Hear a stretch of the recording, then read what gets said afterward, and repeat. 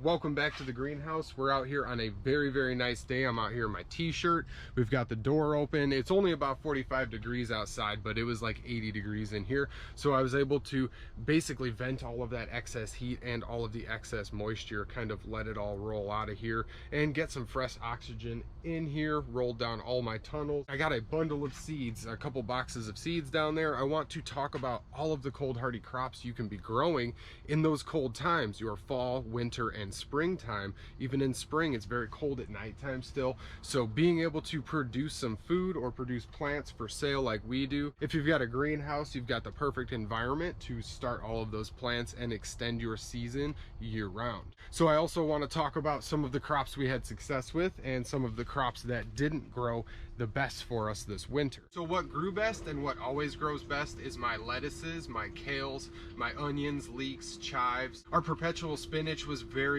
productive for us, and heading collards also. Our mustard grew very well in the middle of winter. We actually sprouted this in the dead of winter this winter during a polar vortex nonetheless, and got all of this transplanted up, and we're able to come out and harvest quite a bit of it.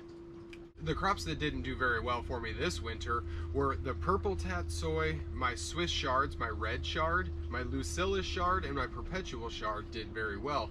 And my mustard tatsoi did very well also, when my purple tatsoi did not. So it was kind of a mixed bag. And I was kind of interested with the results and wondering why some of them did better than others, because they all had the same climate they were growing. I believe it was just due to lack of ventilation and airflow and just being covered up in high moisture. I am just going to chalk it up to that, and I'll do a few more experiments with it next winter. Now, I suggested a few crops already, but there is many crops that you can grow throughout the winter and have success with in an unheated greenhouse. So I want to list the crops that I've grown in the winter time and have had success with, and everybody should be able to have some success with it, heated or unheated greenhouse. So the first on my list is beets. I got Detroit red beets. There is tons and tons of beets, sugar beets, fodder beets, all types of beets you can grow. They do fairly well in the cold, and you can come and eat them just like a chard and just eat the greens from your beet plant. Another one on the list is just your regular old carrot. Now, we've got tons of different varieties. My wife has some colorful rainbow and red carrots. So if you can dedicate a small sliver, no matter how long, you can grow some carrots in your greenhouse throughout the winter. And we did this in our very small greenhouse with our John Payne compost heating last winter or the winter before, and we had pretty good success with carrots. Albeit they grew very slow, we still did get harvests off of them. So another favorite of mine is radishes. You've got your French breakfast radish. We've got tons and tons of radishes in here. I think I got a big old bag of cherry bell radishes we saved ourselves. And no matter what kind of radish you're going to grow, we've got our hailstone whites. Those are a very popular one. They can be a little spicy. So radishes are kind of hit and miss in the winter. They do grow, albeit some varieties do better than others. Our cherry bells did way better than our actual French radishes, which I thought would be the opposite, but the cherry bell radish was a much colder variety, and it proved itself throughout the winter. So turnips are next on my list here. So you've got your 7-top turnips, and I highly suggest buying some 7-top turnips because they grow very well. You can harvest the seed from them very easily, and they provide a ton of food. They just keep throwing leaves off, and they're a turnip that you don't grow for the root. Actually, you grow them for the actual foliage and vegetation, so you can eat it like a salad.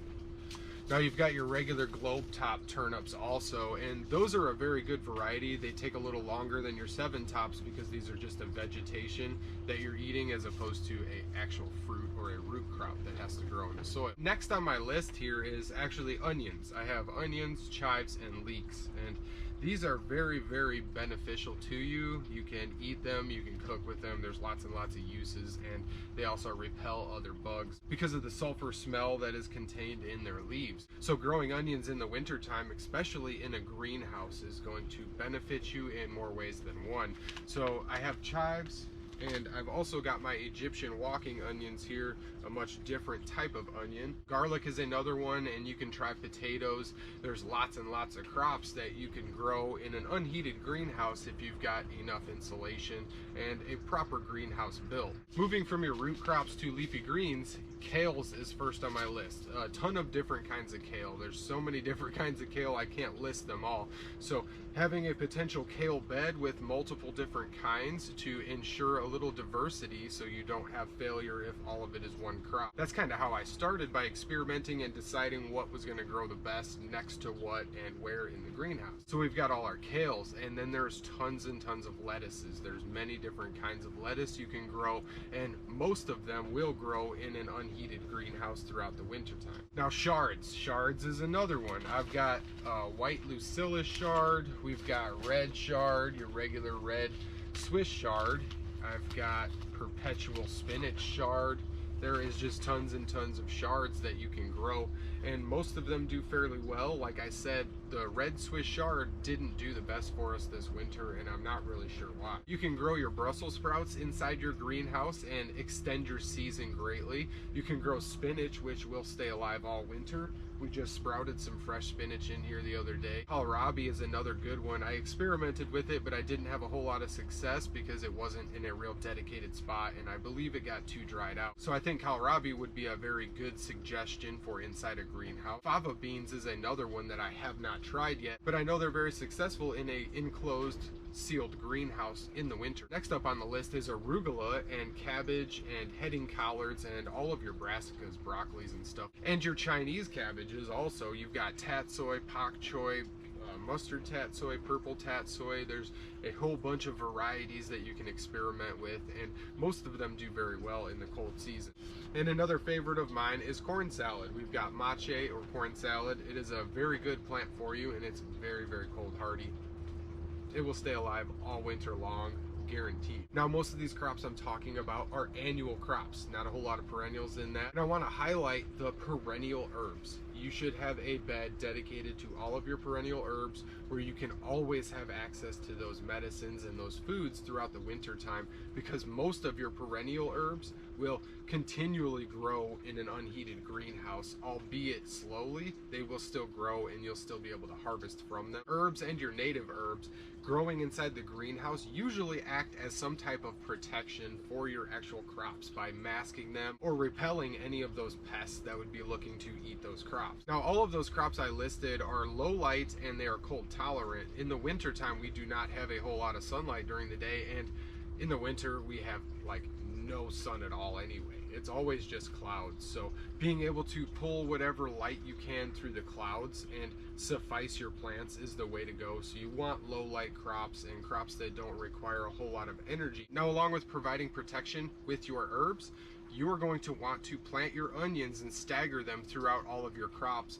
Like I said, the sulfur in the onions actually deters most of the pests that are drawn to the leafy crop. And at its best, it just masks the smell of your crops, so it makes it a little harder for the crops to be actually found by the pests. Now, as a quick side note, I only mentioned my chives, my Egyptian onions, and my leeks because those are the most commonly used in my household, so I provided that in my greenhouse as pest protection and a double harvest for me to be able to eat. And those leeks, I can come and cut them and they will continue to regrow. Those leeks are a superfood in my book. Just 1 cup of leeks eaten has about 54-55 calories and has about 1 gram of protein, but it contains a ton of nutrients and macronutrients. And it's also high in vitamin K, A, C, E, and B6. It also contains manganese, folate, copper, and iron. And they're high in flavonoids, which is an anti-inflammatory, natural anti-inflammatory for your body, natural cancer-fighting power, and you also have an anti-diabetic property to the leeks. Jumping back on topic here, if you're going to go with a passive solar greenhouse or whether you're planning on heating the greenhouse, greenhouse, you're going to have varied results your first season because you're always going to be learning. I had varied results and I still have varied results. We're refining our systems and we're getting better at what we're doing, and I'm trying to share all that information. But don't ever get discouraged with some type of failure, because there's always room to expand, to learn, and build upon those failures. And that's why we do so much experimenting, with the hopes that we fail and the hopes that we succeed, so we know what we don't want to do and we know what we want to do from now on. If you're going to actively heat your greenhouse, you're going to have much better success, obviously, because the greenhouse will be much warmer, the soil, and you will have much quicker times. You are going to germinate faster, your growth rate's going to be faster, and your turnover rate is going to be faster, opening up more potential for more growth and opening up more room to have more and more be produced in the same amount of time. If you had some supplemental light, which I want to experiment with next winter, I might be able to grow some warmer season crops throughout the winter and potentially keep them warm with our Jean Pain heating, our furnace, our geothermal, and some of our lights actually will create a little bit of heat too. So if I can get some waterproof lights and hang them in the tunnels,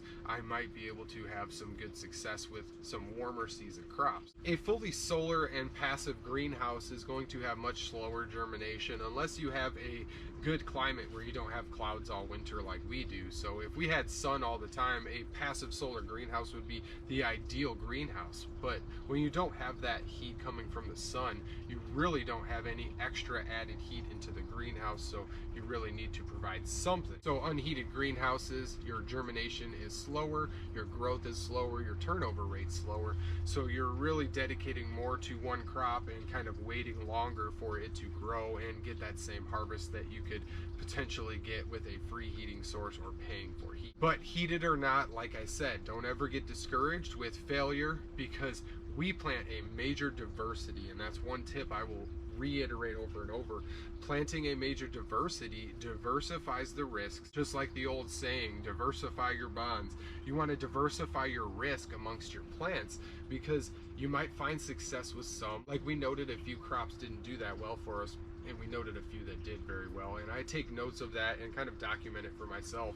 But the most part, you want to spread out that risk amongst 50 different crops. We probably have 50 different species of plants growing in this greenhouse at any given time, and that really aids in the success and the succession of the greenhouse, because as something's coming in and dying out or getting harvested out, we're transplanting something else in there, and we're constantly having harvests, and we're constantly replanting everything, and we're continually eating out of our greenhouse for basically free. I'd like to thank everybody for watching this video. If anybody has any questions, there's a whole lot of seeds I didn't cover. I just wanted to touch on the main crops that I grew and the main crops I had major success with. So a huge thank you to all of my subscribers. You guys are awesome. I keep getting more and more subscribers daily, so I really appreciate everybody.